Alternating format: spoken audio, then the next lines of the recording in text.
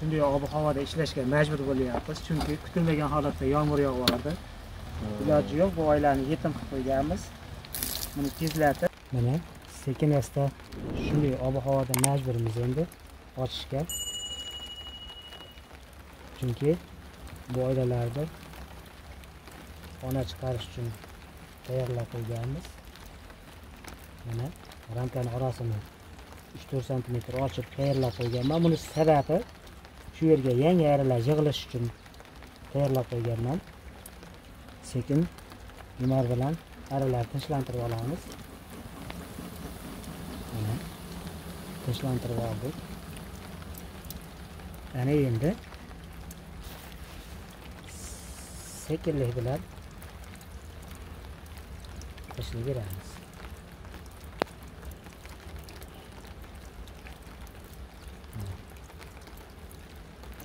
Mantalarni iloji boricha yaqinroq boramiz.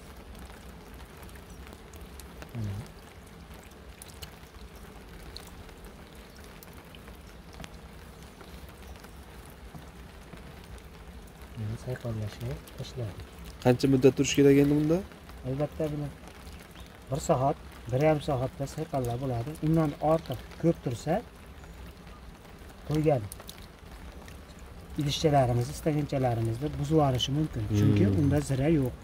Hali zira tashlamaganmiz, qurcha tashlamaganmiz. Shuning uchun uni agar uni ichi quruq bo'lsa, uni bekitishga harakat qilib qoladi. Arilar bekitib tashlaydi. Shuning uchun 1,5 soatda buni sayqallatib olishimiz kerak.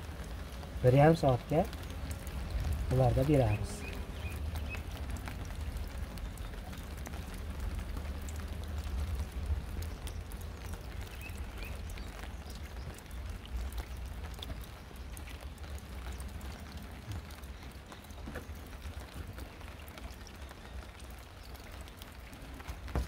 Mana endi 1,5 soat vaqt o'tdi. Sekin astalik bilan ochamiz. Shu 1,5 soat mobaynida ham yomg'irimiz tinmadi. Iloji yo'q, shunday ob-havoda ishlashga majburmiz. Chunki buni tayyorlab olishimiz kerak. Ozgina tutun beramiz, arilarni tinchlantirish uchun.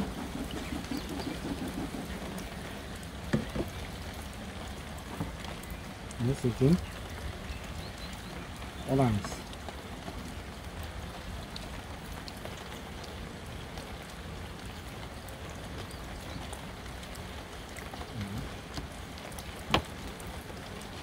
Bunday ob-havoda juda ham hushyor bo'lib ishlash kerak.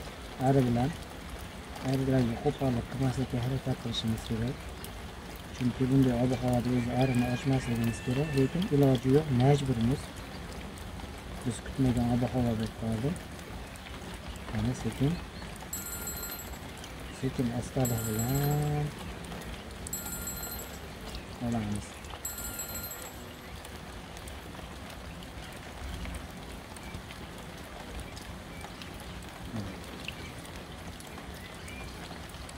Arilarimiz 1,5 soat mobaynida mana sayqalladi.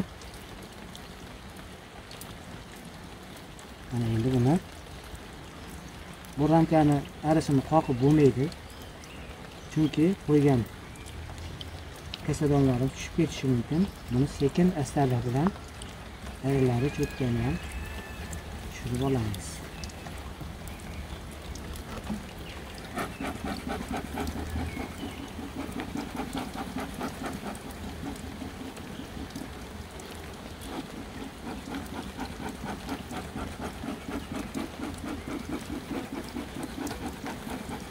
Ozgina tutun berib olsak, arilar ancha yuvashib qoladi.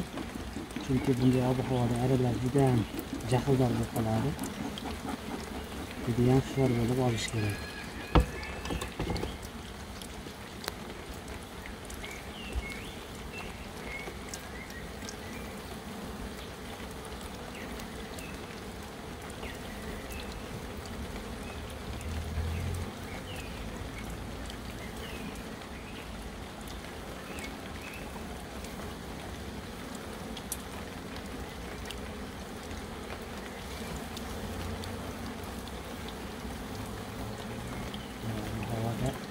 ishlash juda qiyin.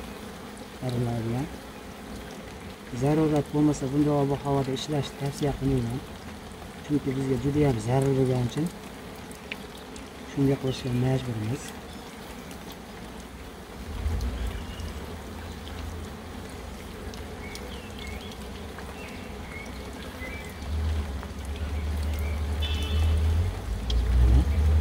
Ohistalik bilan sekin aridan tozalab oldik. Mana endi hozir mana shu oylarni onari yetishtirish uchun, undan zira olish uchun shu oylarni tanlab oldim. 30 ta oylarning ichida eng lider oylarni tanladim. Asalni ham, gulchangni ham juda chiroyli holatda toshib, asalni yaxshi beradigan oylarni tanlab oldim. Mana shu oylarni ekish uchun 2 kunlik 3 kunlik qurtchani tanlab olamiz.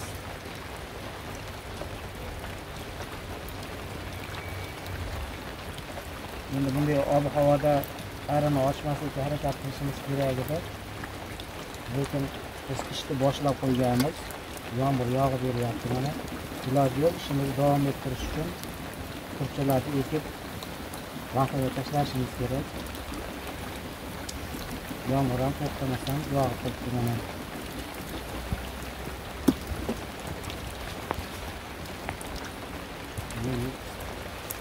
Bunday ob-havoda albatta ari bilan ishlashga juda ham hushyorlik bo'ladi.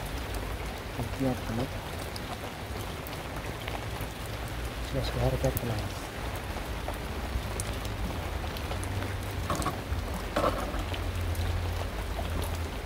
Yana bir narsaga e'tibor berish kerak. Tanlab olgan qurtchalarimizni to'xtatib qo'ymaslikka harakat qilishimiz kerak. Iloji boricha tezlatib xonaga olib kirib ketamiz.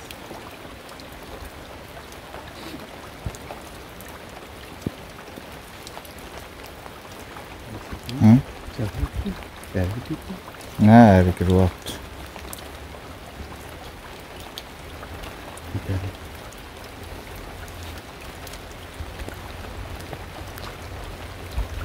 Endi hammasini rasmlab yechib qo'yibdi.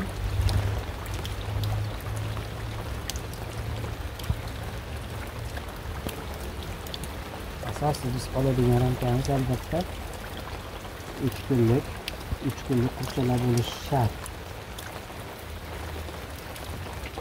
Bunda hozir 2 kunlik qurtchalar yo'q hisob.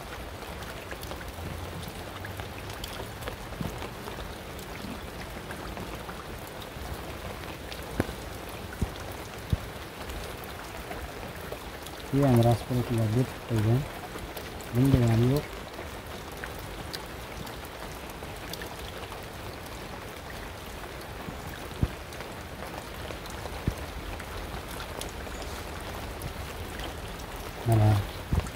Mana shu ramkada mana 3 kunlik qurtchalar tarbiya qilib turibdi. Mana shu ramkani biz arisdan ajratib olamiz.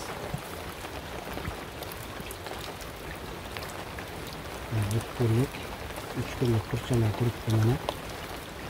Biz shu ramkani ajratishga harakat qilamiz. Arini ozgina tashlantirib olamiz.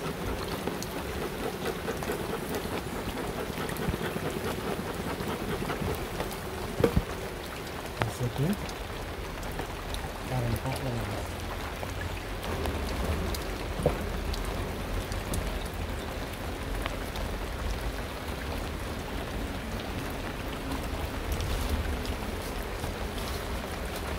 Bunday ham noziklik bilan ishlash kerak. Chunki bunday ob-havoda arilar hech xush ko'rmaydi. Arini qarayamizda iloji yo'q. Ishlashga majburmiz.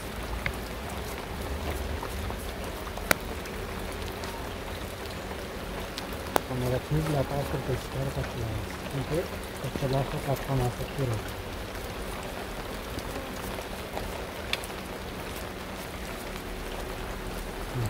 Arini tozalab oldik. Buni sochiq bilan o'rab olamiz. Chunki shu kundan tashlab qurtchamizni qolmasligi kerak. Mana endi qurchalarni ekish uchun mana bu ona ari sutini ozgina distirlangan suvga qo'shib tayyorlab olamiz. Mana 1 litrli banka distirlangan suvni olamiz.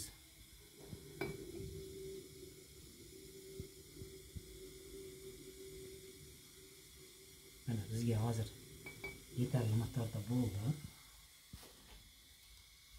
Shuni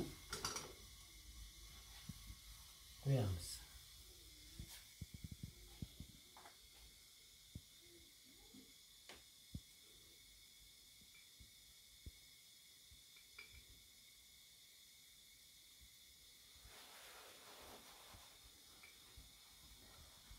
Ozgina qilib qo'ysa yana ozgina olamiz.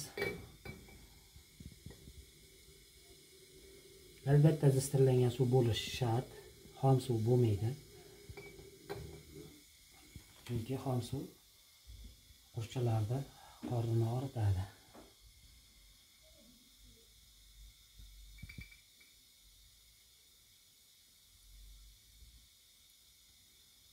Menimcha yetarli. Mana endi buni sekin suvga aralashtiramiz.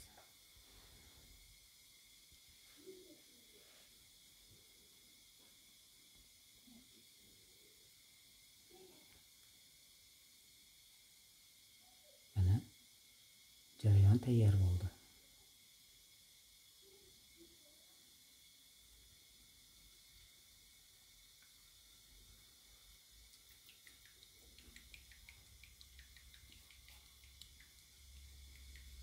Yuz foiz aralashib ketish uchun ozgina siltaymiz. Mana bu tayyor. Tayyor bo'ldi. Mana endi aziz arichini turganuvchilar, mana shu ramkadan 3 kunlik, 2 kunlik, iloji boricha 2 kunligini tanlab olishga harakat qilamiz. Iloji boricha mana shu qurchalarda mana shunga ekish jarayonini hozir sizlarga ko'rsatib o'taman. Avvalo bularga ona sutini quyib chiqishimiz kerak. Undan keyin qurchalarni sekin ichidan tanlab olib ekishni boshlaymiz. Mana hozir mana pipetkamizda ena sutini totib oladigan pipetkamiz. Uni distirlab olishimiz kerak qaynoq suvda. Albatta buni ichidagi mikroblarni o'ldirib olishimiz kerak. Chunki mikroblar yosh qurchalarga ta'siri bor. Mana distirlab oldik. Ana endi ona sutini totqizdirib olamiz.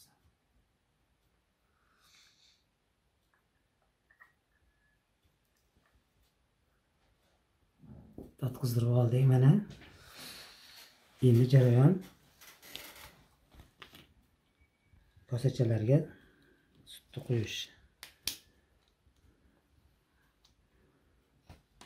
Shu kosachalarga qancha miqdorda quyiladi shu sutlarning miqdori?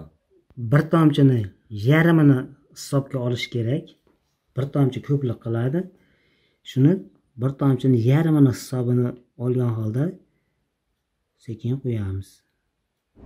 Mana bunisi ko'payib ketdi. Iloji boricha e'tiborroq bo'lib quyishga harakat qilamiz. Mana shunday.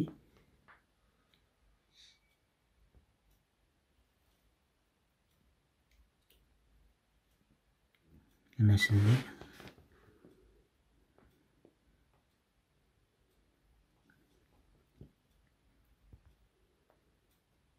Shuni sizga e'tibor berish kerakki, agar ena sutini ko'p quyib yuborsangiz, qurchalar oqib tushib ketadi ena suti bilan qo'shilib. Ozroq miqdorda quyishga harakat qilish kerak. Mana endi 2 kunlik, 3 kunlik qurchalarni sekin tanlab olishga harakat qilamiz. 2 kunlik, 3 kunlik qurchalar. Mana shu yerda bor ekan. Shuni olishga harakat qilamiz. iloji boricha olish jinday murakkabroq. Shuning uchun uyani kengaytirib olsangiz ham bo'laveradi. Oldik.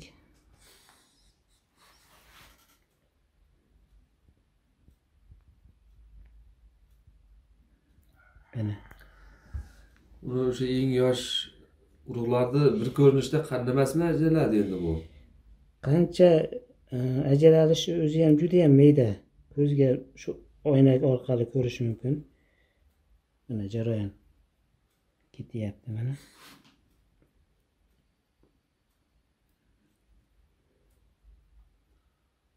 Albatta o'zini asaliga botirib olish kerak, chunki shu asalga yopishib chiqadi.